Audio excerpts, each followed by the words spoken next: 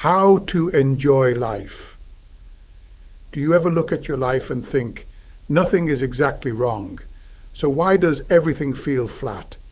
Maybe your days are full, but your heart feels empty. Maybe you're always moving, always scrolling, always planning, and still not really enjoying being alive. If that sounds familiar, this video is for you. Today we're going to use George Berkeley to talk about something very simple and very important: how to enjoy life. Not in a fake way, not in a just smile more way, and not in some luxury influencer way, where enjoying life means escaping to a beach every week. I mean real enjoyment, the kind that can happen on an ordinary Tuesday, the kind that can survive stress, the kind that helps a human being feel more awake, more grateful, and more alive. Berkeley helps here because he keeps pushing us back toward one big truth. Your life is not just what happens to you. Your life is also how it's experienced by your mind. That's why two people can walk through the same world and live in very different worlds. One mind is bitter, rushed, numb, and distracted. The other is awake, noticing, grateful, and inwardly free. Same city, same weather, very different life. And that means enjoyment is not only luck, it's also a way of seeing. The first secret is this: enjoyment begins in attention. Most people think enjoyment comes after the perfect event, the perfect trip, the perfect meal, the perfect relationship, the perfect season of life. But Berkeley keeps pulling us back to experience itself. What's your life actually made of? Moments, sensations, thoughts, impressions, the feel of light in a room, the taste of tea, the sound of someone you love laughing in the next room.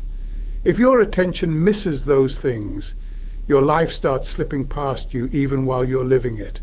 So the first way to enjoy life more is not to buy more life. It's to notice more life. Try this. For the next few days, pick one moment a day and actually be there for it. Not with your phone half in your hand. Not while mentally arguing with someone. Not while rushing toward the next thing. Just be there. Maybe it's your morning coffee. Maybe it's the wind outside. Maybe it's the hot water in the shower.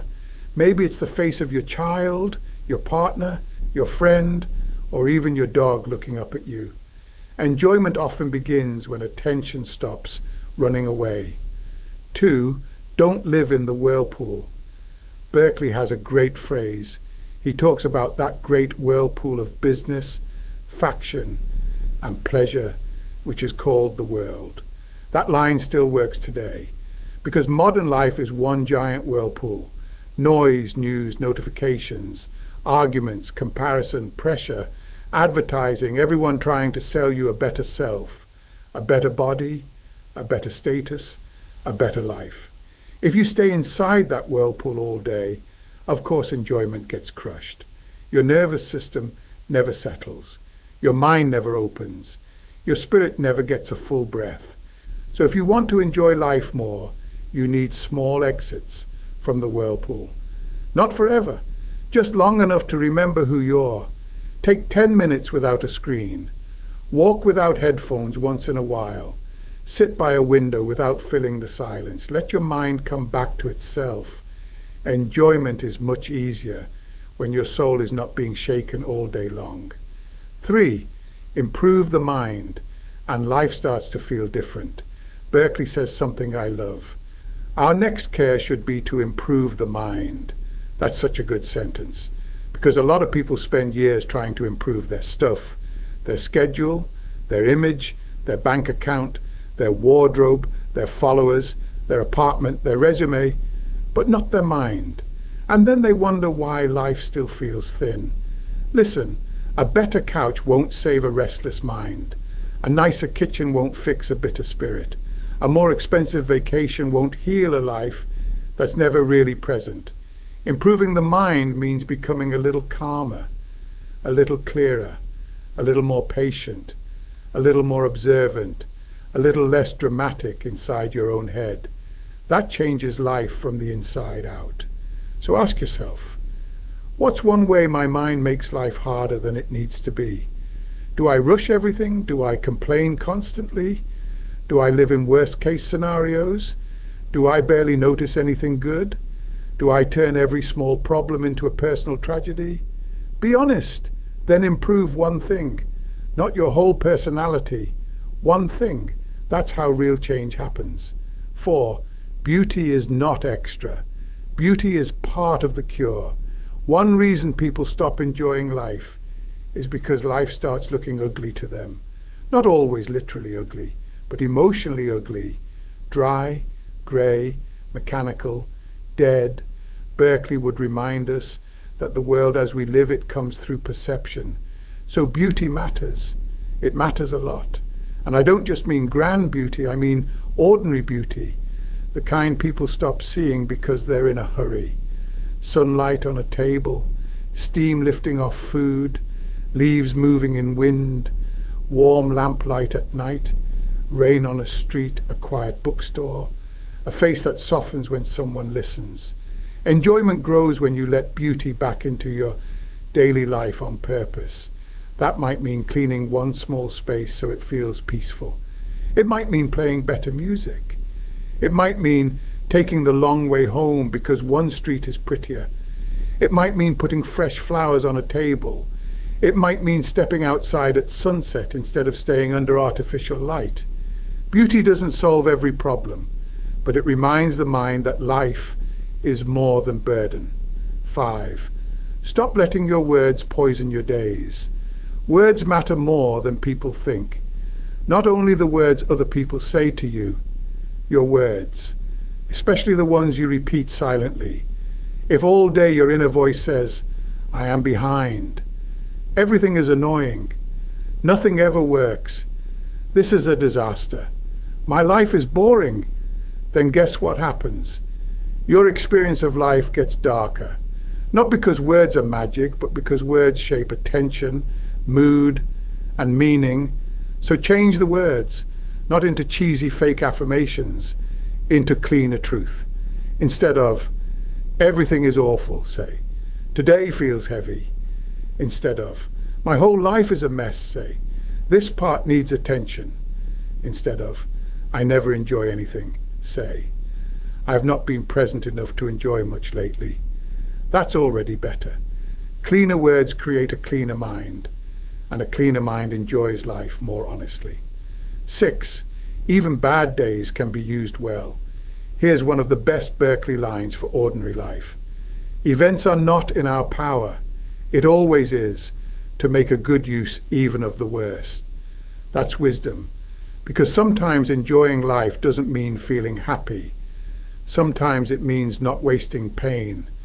Sometimes it means using a bad day to become wiser instead of just meaner. Using disappointment to become steadier. Using loneliness to become deeper. Using frustration to become more disciplined. Using heartbreak to become more compassionate. This doesn't mean suffering is fun. It means suffering doesn't have to be empty. So next time something hard happens, ask, what would it mean to make good use of this? Maybe it means resting instead of spiraling. Maybe it means apologizing sooner. Maybe it means cutting off what's draining your peace. Maybe it means learning one lesson and leaving the rest. You can't control every event, but you can still shape what kind of person the event leaves behind. 7. Learn how to entertain your own mind. This might be the most important part for modern people. Berkeley writes that a mind at liberty to reflect on its own observations seldom fails of entertainment to itself. That's beautiful, and a little devastating, because a lot of people today can't entertain themselves for even 5 quiet minutes. The second silence appears, they grab a screen. The second boredom appears, they run. The second inward emptiness shows up. They drown it in stimulation. But a person who can sit, reflect, notice, think, and quietly enjoy his own mind has a great secret power. That person is harder to manipulate, harder to panic, harder to make miserable. If you want to enjoy life more, you have to rebuild your friendship with your own mind. Sit sometimes without noise. Keep a notebook. Write down what you noticed today.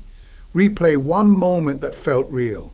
Think one honest thought all the way through instead of skimming the surface of 100. The richer your inner life becomes, the less desperate you become for constant outside stimulation. 8. Enjoyment grows when gratitude gets specific. People hear "be grateful" and often shut down because it sounds generic, forced, preachy. So let's make it real. Don't say, "I am grateful for everything." That's too big. Say, "I am grateful for the heat in this room. I am grateful that someone texted me back. I am grateful for this quiet hour. I am grateful I got through today without giving up." Specific gratitude is believable, and believable gratitude changes how life feels. You don't need to become a glowing spiritual guru. You just need to stop acting as if every good thing is invisible. Enjoyment often returns when gratitude becomes concrete. 9. How to enjoy life more this week. Let's make this very simple. For the next 7 days, notice one beautiful thing each morning. Step out of the whirlpool for 10 quiet minutes. Replace one harsh inner phrase with a cleaner one. Ask once a day, how can I make good use of this? End the day by writing down 3 small good things. That's enough. Not because it solves the universe, but because it changes the texture of your days. And that's what enjoyment really is.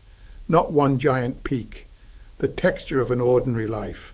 Closing, George Berkeley can't make your life easy.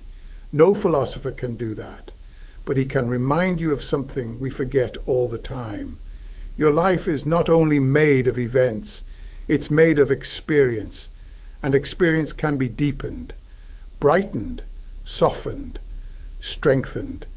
If you improve the mind, step out of the whirlpool, notice beauty, clean up your words, and make good use even of the worst, you won't only survive life better, you may actually enjoy it more. Not someday, now. If this helped, share it with someone who has been forgetting how to enjoy being alive.